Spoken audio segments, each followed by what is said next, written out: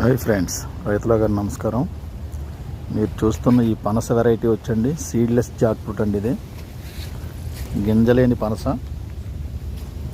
ఇది కూడా కూరకి, పండు కూడా టేస్ట్గా బాగుంటుందండి. కాకపోతే సీడ్స్ ఉండవు, ఎక్కడైనా ఒక 5-6 సీడ్స్ వస్తాయి తప్ప మొత్తం సీడ్స్ రావు అనమాట. ఇది ఈ సైజు మొక్కలు మన దగ్గర అందుబాటులో ఉన్నాయి.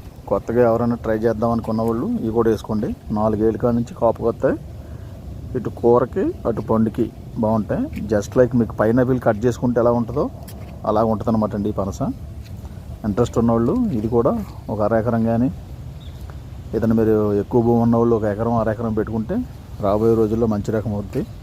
కొత్త రకాలు ఎప్పుడూ కూడా ముందుగా అందరికీ కూడా డౌట్ ఉంటుందండి, అయ్యి బాబు ఏంటో ఎలాగో అని చెప్పేసి.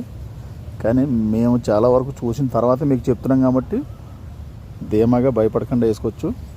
ఈ సీడ్లెస్ పనసని రాబోయే రోజుల్లో ఇంకా కొత్త పనసలు ఇంకో 3 ఉన్నాయండి, అవి కూడా ఇంట్రడ్యూస్ చేస్తాం. అవి కూడా ఎవరైనా అవకాశం ఉన్నవాళ్ళు వేసుకోండి. పనస తోట పెంచుకుంటే 0 మెయింటెనెన్స్. మొక్క బతికేసి 3 ఏళ్ళు పెరిగిందంటే మీరు ఏం చూడక్కర్లేదు, చేయక్కర్లేదు.